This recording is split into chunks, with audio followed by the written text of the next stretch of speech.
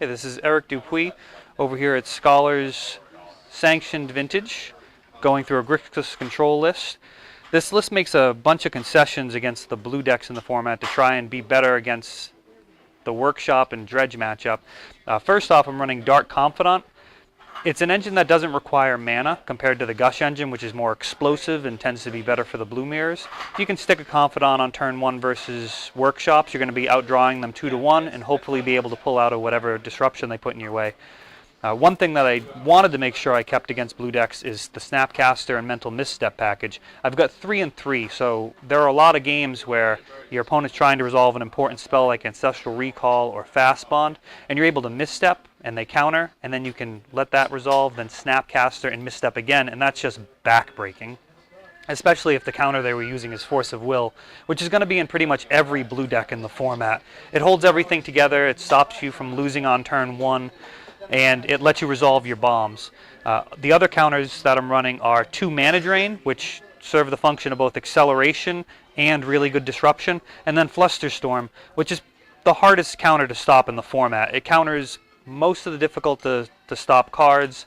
Cards like Yawgmoth's Will, it can stop after a combo turn, or Tendrils of Agony, Empty the Warrens, any of the storm spells that can just win the game on the spot. I cut a Flusterstorm for a Thoughtseize from one of the lists that I was working off of, because Snapcaster gives you a lot of utility out of your singletons. The ability to Thoughtseize and then Snapcaster and do it again, I felt was stronger than just having 2 Flusterstorms. I also have Lightning Bolt as my spot removal for creatures. Dark Confidant is gaining in popularity. Most importantly, this card kills Lodestone Golem, which is one of your worst threats.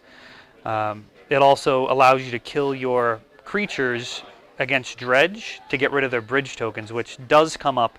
Swords to Plowshares is a little bit more popular for creature removal, but Lightning Bolt is a lot more versatile. And it also kills Jace, which is all over the place. He's another draw engine that doesn't require mana once he's down, and he can pull you out of really bad situations either by bouncing a card or just drawing lots. The way that I typically win isn't Wizard Beats. It's actually assembling Voltaic Key and Time Vault or Tinker for Blightsteel Colossus. Most decks that I run, I tend to run Tendrils of Agony or Empty the Warrens or something that's much better versus blue decks. But again, now I'm on the Tinker Blightsteel plan because versus shops, sometimes you just need to be resolve 1 spell and protect it for 1 turn and win the game. The mana base is very standard. We've got the full complement of Acceleration, Moxes, Soul Ring, Lotus, Mana Crypt with the Tolarian Academy. I am running Library of Alexandria. You can take it or leave it. There are games that you just lose because it gets wastelanded, and there are other games where you just crush your opponent under card advantage, so it's a risk-reward ratio you kind of have to work out depending on what you think the metagame is going to be.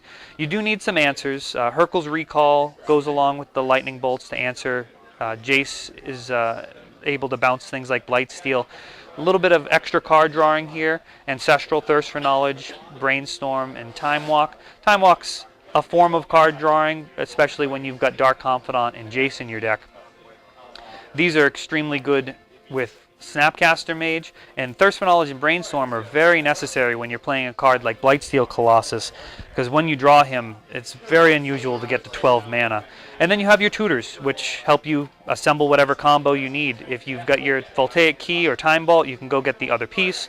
Very early, you're looking for Ancestral, and then hoping to replay Ancestral off of Snapcaster or Yawgmoth's Will. And Yawgmoth's Will is a card that doesn't win the game, but when you play it, you're about to win the game. You're going to be able to replay any acceleration that went into the graveyard, any kind of card drawing, any tutors. If Time Vault was countered, it's coming back and you're sealing the deal right there. Let's take a look at the sideboard. My sideboard's heavily dedicated toward the Workshop and Dredge matchup. Versus the blue decks, I'm typically only swapping out a couple of cards, Hurkyl's Recall, Lightning Bolts if they're not pulling their weight, and I'll generally replace those with a Grafdigger's Cage, a Nile Spellbomb, a Surgical, or a Tormod's Crypt versus those type of decks. Pithing Needles do come in versus the decks that are very heavy in Planeswalkers. For example, the Tezzeret Jace builds that also run Vault Key.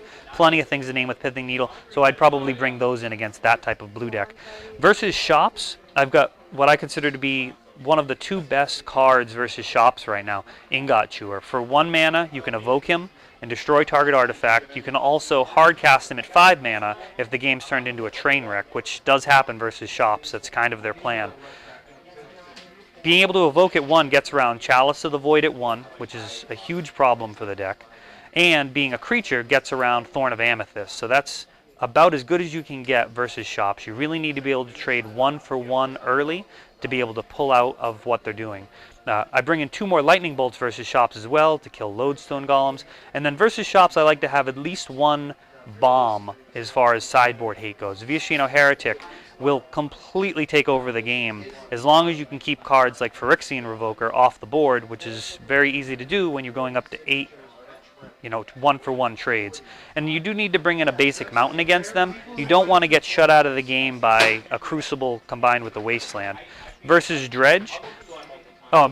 shops, we also have Pithing Needle. So all of these cards are coming in versus shops. Pithing Needle is going to stop Wasteland or Strip Mine. Occasionally it's going to stop something like Triskelion or any kind of other artifacts they might have in their deck that have activated abilities.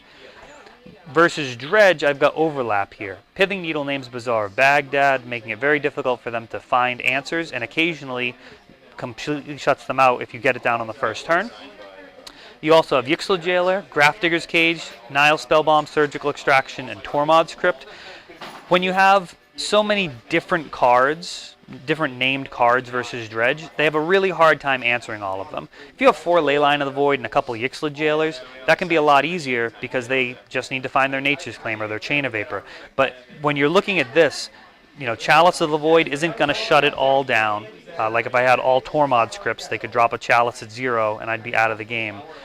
Also, with Dark Confidant, I don't want to be flipping Leyline of the Voids. I want to be able to run out a Dark Confidant and win the game after I've disrupted them. So that's why all of this costs less mana. And like I said before, it has the versatility to be useful in the blue matchups, which I really needed to do, seeing as how I dedicated so much of the sideboard to beat the shops decks.